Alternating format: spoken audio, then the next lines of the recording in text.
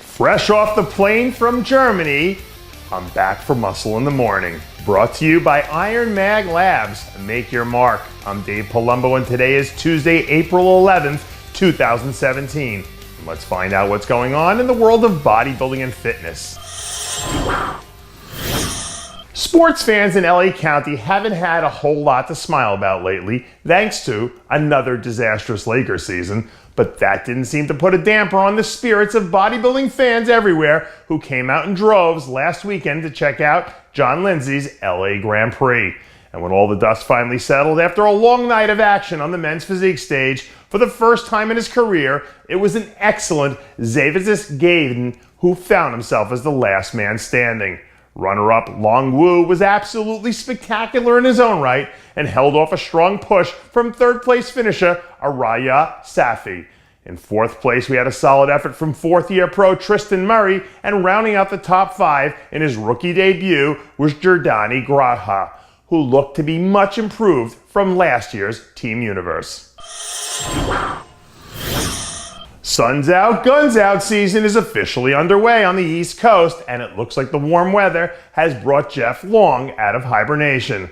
Late last week, the longtime veteran was spotted in action for the first time this year when he was seen crushing a late-night leg session, moving a pretty preposterous amount of weight in typical Jeff Long fashion.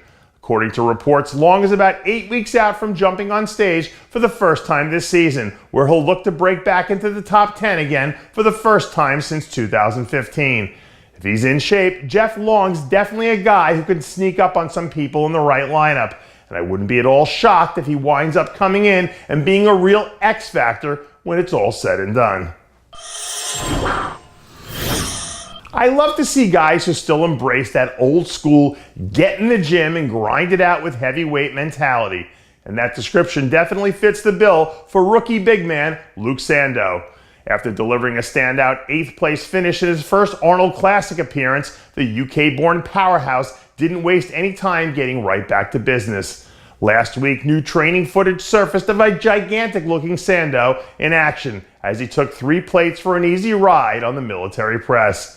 As far as rookie debuts go, Sando's performance was about as good as anything we've seen from anyone in the past few seasons. And as he continues to add density and detail to that massive foundation, you have to think that this guy is really only beginning to scratch the surface of his true talent.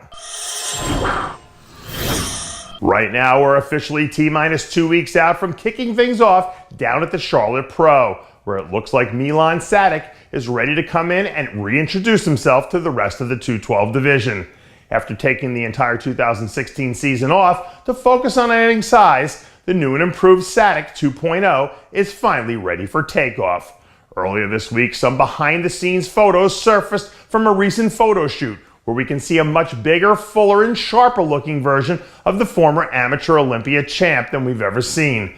The top of the 212 lineup at this Charlotte Pro is going to be absolutely loaded, but if he can tightrope that fine line between fullness and conditioning just right, it isn't hard to imagine him making a legitimate push for a top 3 finish. Right now, the top of the women's physique division is as competitive as it's ever been, and that's in large part because of the reemergence of Dani Reardon. Late last week, Reardon dropped some new photos from a recent guest posing appearance out at the Rhode Island Muscle, where the little monster gave fans in the packed house a real reason to get up and get out of their seats. Her time off since the Olympia really seems to have done her body a world of good, and when she's finally ready to square up and throw down again, I fully expect her to bring back her place as the true number 2 contender to reigning champ Juliana Malacarni.